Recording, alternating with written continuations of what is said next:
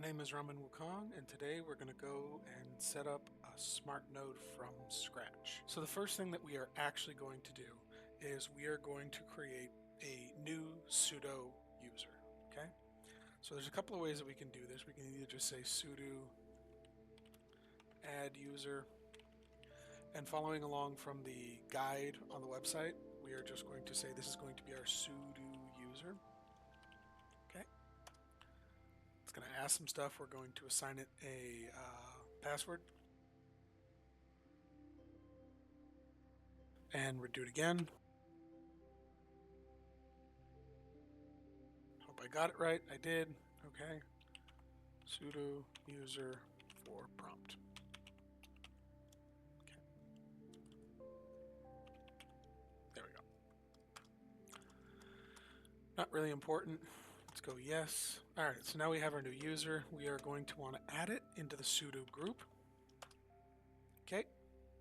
We're now in the sudo group, and then the next thing that we're going to do is, I don't like always saying sudo something and then having to put in a password. So what we're going to do is sudo vsudo, and this file allows us to say, oh, we're not going to use a password. Like for the Ubuntu account, we're going to say sudo user, and we are going to capitalize all equals parenthesis all parenthesis no password all.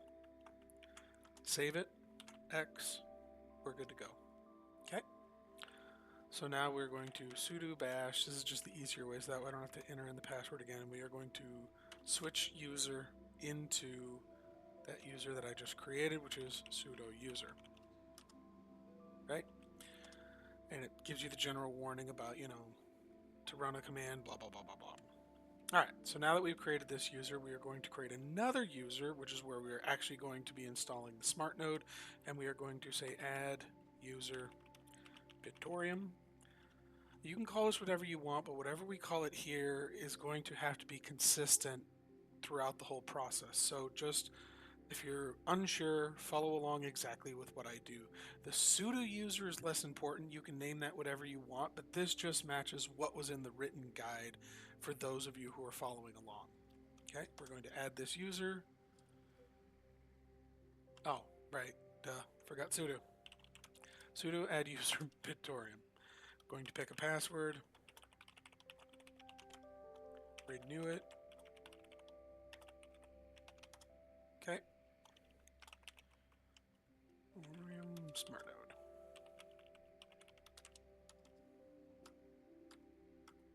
Yep.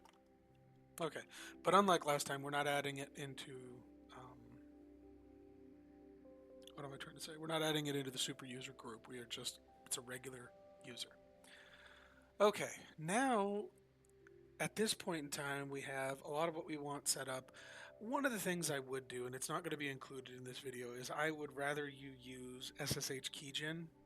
For the purpose and scope of this video, I'm not going to do that.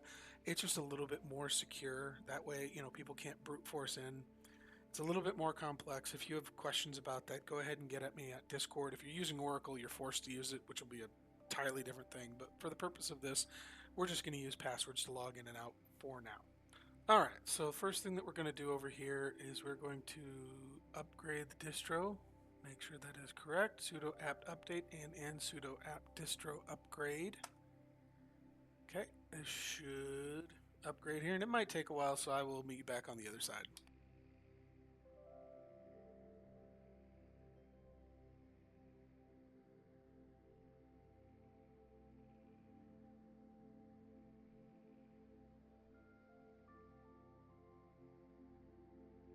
Alright, now that that's done, we are also going to install specific software that we need. Particularly if this stuff is installed, it's just going to say it's already installed and probably already now been upgraded, but just in case, what we need is UFW, unzip, nano, and fail to ban.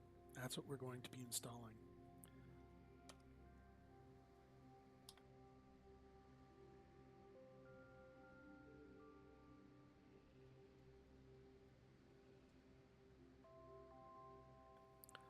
Alright, That was pretty quick and painless. So now I'm going to reboot, excuse me, because I did see that there was a kernel update that happened. So in good form, we are going to reboot.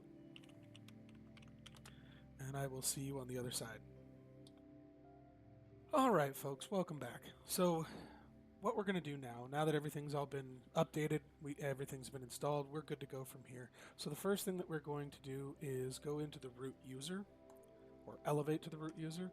The reason is what we're going to do now is modify the swap. Now my swap has already been set appropriately, but we're going to go through and assume that you're not. You're probably going to have some low-end VPS that has 1 gig of RAM, and that's not ideal. You really want to have 1.5 gigs of RAM, realistically more 2.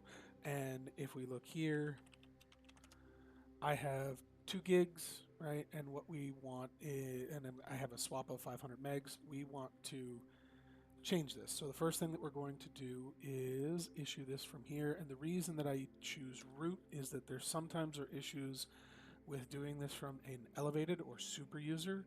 I have had much more consistent results doing this from root. This does take a little bit, so bear with it. Okay, so that one actually wasn't too bad. So the next part is going to make sure that this is consistent and persistent. So we just copy this whole thing, paste it into here, say execute it. We should be good to go. Now if we do this command, right, free H, look at that, 205 gigs of swap, or I'm sorry, 2.5 gigs of swap, we good to go. Okay, now our everything will be working good there. Now, we do want to see if we have, we do have UFW installed, but I don't necessarily think it's enabled. So we are going to do this line by line, and we are going to say default deny incoming. Okay. We are going to default allow outgoing. UFW allow SSH, because obviously that's super critical. Okay. And then we are going to allow the port that Bitoreum needs to operate, which in our case is 15168. Okay. Boom. Then we are going to enable the firewall. Yes. Okay.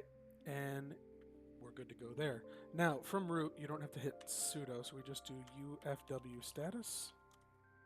And we should be able to see everything there for both IPv4 and IPv6, although for our purposes IPv6 is irrelevant. We won't be using it for anything. Now what we're going to do is enable failed ban, and what failed ban does is doesn't prevent entirely, but it does minimize brute force attacks. Now remember, we're using password login. If you switch over to SSH keygen only, this eliminates this, although it's still in good practice, because effectively what will happen is anybody who tries to brute force your instance will be met with 3 tries, and then their IP is locked out until fail to ban gets reset or you reboot your instance. Okay, we're going to just copy this over, and what this says is for SSHD enabled, yes, port 22, filter, that's where we're going to be logging, and you have max retry of 3. If you try to log in with 3 failed attempts, you are now locked out. Okay, save by doing Control O, Control X. Okay, and then systemctl restart fail to ban. Fail to ban is now running silently in the background. Now we have already done this step: add user sudo, blah blah blah blah blah. Okay, so just to make sure that the Bitoreum is there, what we are going to do is we are going to cd/home and ls. This will show you the home folder of everybody that's installed. So we have Ubuntu, sudo user, and Bitoreum. Okay. What we are actually going to do now is we are going to make the Bitoreum core folder that we're going to start building out this instance. So it's make dir-p, the full pathway to that. Okay. And then we are going to go into that new folder. Now, keep in mind that because we've done this from root, the ownership of this folder that we've created is root. We will change that later. Then we need to touch the debug.log. The reason is that the way that I do this, sometimes you will call the Bitoreum D system faster than it can initially generate this file. So that's what that is. Then we are going to download the powcache.dat and the bootstrap. This was taken from this right here. So this is the link from powcache and the bootstrap right there. Okay. We're going to download it, and that's what wget. Special note, if it tries to download over IPv6 for whatever reason, you can do --inet for -only space, and it will force IPv4. Okay? I have had some issues with that in the past, so just be aware. This will take about 7 minutes, and this is mostly just because the server, that is hosting the bootstrap, it's good, but it's not great.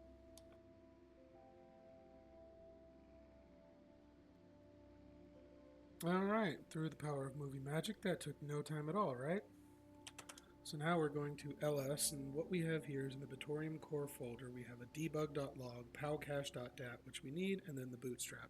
So the first thing that we're going to do is unzip the bootstrap. Now, this will take varying amounts of time depending on the speed of your system. This was compressed to the max, and even still was only able to get it down to about 2.5 gigs. So it is a girthy file. Very, very girthy. Takes a minute. Now we're going to remove the zip, because that's just doubling the data unnecessarily, I should say. Right? And so now if we look, we have 4 folders, 2 files, and now we're going to create one more file, and that is the Bitoreum conf. Okay. Nothing in there because we've just created it. And this is the general template for what I like to use. So anything that starts off with a hashtag means that it's going to be largely ignored by the system. In our case, we're going to put in the collateral hash at some point, the protx hash, and the public key that matches the private key that we will absolutely need for this to work. We are also going to bind. This actually isn't really so much needed, but I still like to add it in there to force it to only use IPv4. Else sometimes it tries to use IPv6, and while it's not problematic, you will get a superfluous IP that doesn't really do anything, unfortunately. So we are actually going to bind it. A couple of notes is if you were only running one Bitoreum node on this instance, you can just bind it to all interfaces, which would be 0.0.0.0. That will work. But in our case, we are actually going to use the IP, which I don't remember, so we're going to save, and then we're going to do IPA, and that tells me that the IP address for the server that we're on is this. So then we're going to nano back into there, and what I'm actually going to do is bind it to the 0.0.0, and then external IP. Now I did see that there was a space there. There can't be any spaces, so we're going to say equal, 172.14 or 245.88.2, and then we want to follow it up by the port, which is 15168. Now, you used to be able to say port equals 15168, but for some reason in later versions of Bitoreum, and I've never really looked into why, sometimes that doesn't work. So this is the safer way. So the external IP is actually the IP and the port number separated by the colon. Okay. We're going to save it, which is Control O, right? So the next thing that we need is the Smartnode BLS private key and its corresponding public key. So now what we're going to do is we're public key. So now what we're going to do is we are going to go over to the control wallet and say in the debug console, we're going to do a BLS generate. Now this is going to give you 2 things. First things first, we actually need what's in the secret. I know you can't see what's on my screen, but that's fine. The secret corresponds to the Smartnode BLS private key. We're going to paste that there. I guess I didn't copy it. Okay. Next, we're going to get the public key, which you can see because when you register this node, it's going to show up anyway, and that we're just going to put there. Now, a word about this is it is commented out, so it's not really critical data. I like keeping this data there because if you do need to update your node in the future, this works out a lot. Okay, so where do we get the last two? The ProTX actually comes after the full node setup, and the collateral hash comes from this step. So in this wallet, I have, oops, that's not what I wanted. I have 2,000,001 BTRM, but that's just in a regular one. So what we're going to do is we're going to say, oh, collateral 01. We're going to request a payment. Let's move this wallet actually on screen. And then we're going to copy this address. Okay? So then we're going to send, and we're going to paste that. And look at that. It says collateral 01. Now what we're going to send is exactly 2, 1, 2, 3, 4, 5, 6, full. Okay? Then we're going to need this, which I believe is the password. It was. Goody gumdrops. That'll come up for 3 seconds, and then we're going to want to hit yes. Okay? Now, what we need from here, this is where you get your collateral address. Here where it says transaction ID, this is your collateral hash. Right? So we copy it. We paste it in there. And at this point in time, we are done with the core wallet configuration. But we're not completely finished yet. In here, one of the things that you should do on your core wallet is under wallet, enable coin control smart features and the Smartnode tab. This is very critical. You will have to reboot by selecting these options, but ignore that. Once you do the coin control, you're going to get this inputs one up here. And right now we can see that we have exactly 2 million in collateral 1. Right, so we are going to want to lock unspent. This will lock it so you can't modify this at all. This is critical. And we are also going to make note that, oh, the payment to myself just cleared. You really want to wait for at least one confirmation, which is what happens there, okay? So now that it's green, we could go ahead and do everything, which we're going to kind of continue doing on here now. Now the next thing that we need to do is give ownership of particularly this Bitoreum core folder back to the Bitoreum user. And what we're actually going to do is issue this command, chown -R Bitoreum /home Bitoreum. And what this does is says everything in this folder, home-Bitoreum, which is the base user, everything recursively in that folder is now going to be returned to the ownership of the user Bitoreum and the group Bitoreum, hence Bitoreum::Bitoreum. Okay. We are now done with the root, so we are going to change over to the sudo user, so that would be su sudo user. We are now in that user, and I'm just going to say cd to get us back into the sudo user's home directory. Next, we are going to download the actual Bitoreum core wallet. Okay. Now, this one is for x86. If you're using ARM, you would do wget and this inote4, which I explained earlier.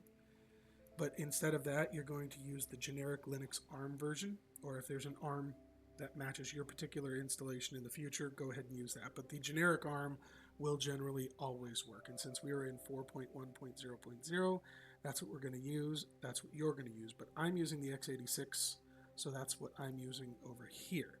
So this will download that. Not nearly as long.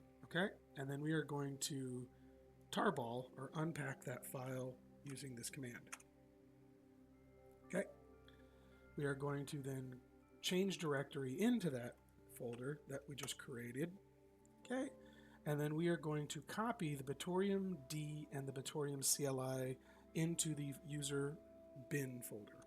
Now, what this does is basically makes Bitoreum D and Bitoreum CLI globally accepted by every user, and you don't need sudo privileges to actually use it. You just need sudo privileges to paste it into there.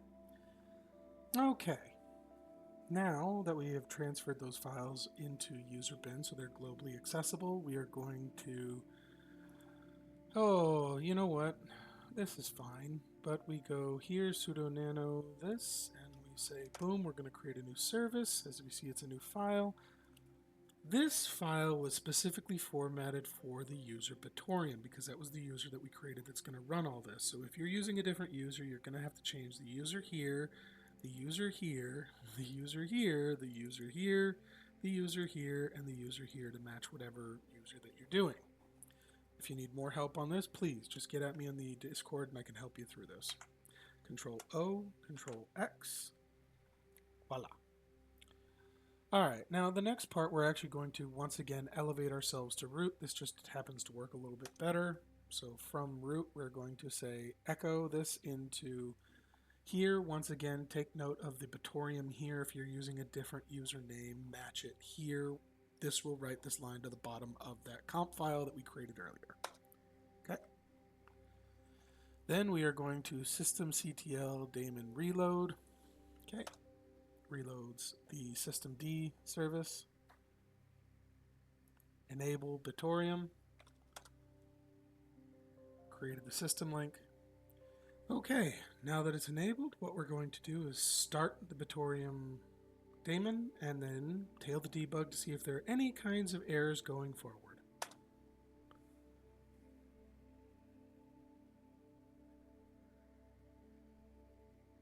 Now, one of the things that we do want to take note is it bonded it or added the local address up there, and what we're looking for, we have bound it successfully to 0.0.0.0. That is a very critical step. So now what we're going to do is wait for it to start syncing with the network. This is a little bit out of date, but not too terribly bad. We're going to see that it can't find the DNS seed, which is fine because there are chain param seeds, which makes this syncing process really easy. I'll meet you on the other side.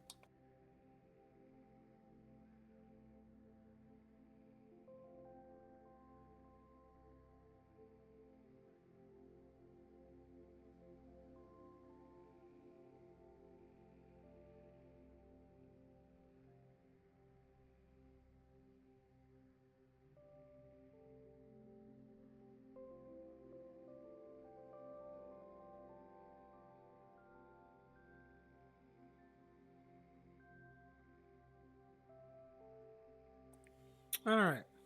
Now this has started the last part to fully sync it up, and that is the Smartnode sync governance.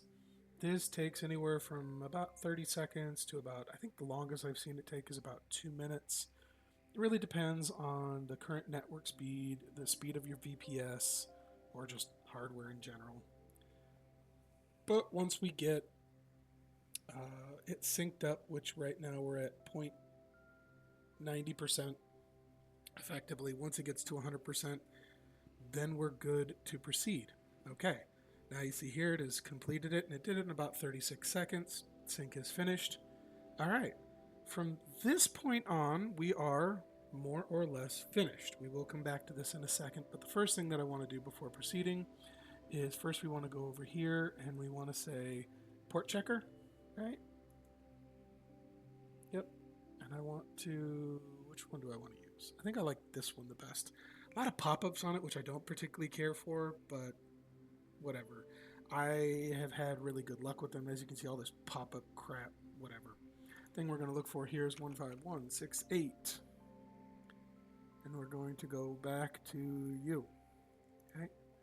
We're going to say C, and we're going to say IPA because I have, oh, whoops. IP space A, because this is actually what I'm looking for. Alright, then we're going to say copy, and we're going to say for the IP, this is going to check the port and result of open. That's what we want. If it was closed or timed out, that would be a problem because that means that you run the risk of getting pause banned. Okay? So now we are going to go back over and we're going to copy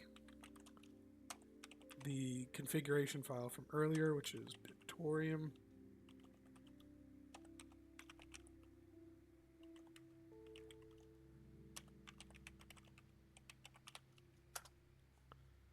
Okay, we're going to copy this data. Ooh, that's not good. Remember how I said that it copies it to the bottom? We don't actually want to there. So one of the things that we want to go ahead and This is why we don't do things live. Oh, that's right. We can't do this. So, one of the things that we have to do first is stop the Bitoreum service.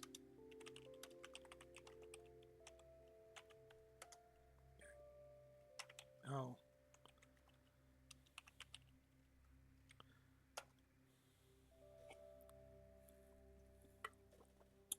You have to stop it before any time that you modify that configuration file, else you could run into very serious problems. What we don't want is that second line added. I must have added it accidentally. These things happen, okay?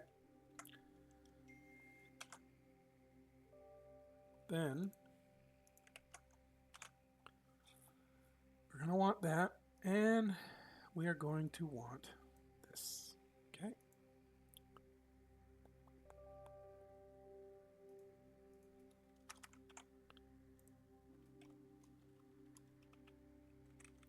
We're going to restart, oops, that, and tail-f4/home/Bitoreum core. This is unneeded. This is more just for my benefit.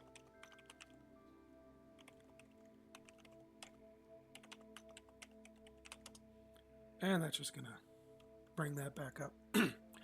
Because from here on out, everything that we're going to be doing is on the control wallet. Okay, so the first thing that we need is the collateral hash, which is here.